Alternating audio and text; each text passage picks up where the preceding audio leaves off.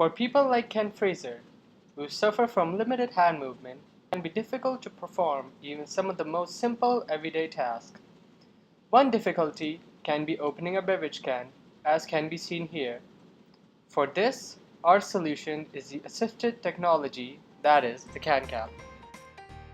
The can cap is composed of three elements: the body, the sliding mechanism, and the handle.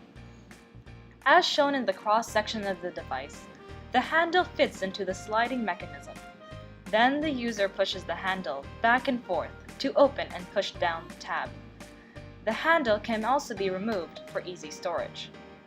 With an ingenious design, the can cap utilizes an inverted funnel shape to accommodate cans of various sizes, such as the two shown here.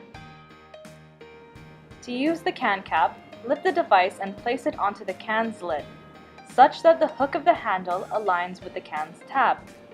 Then simply push the handle forwards to open the can, and push the handle backwards towards yourself to move the tab down.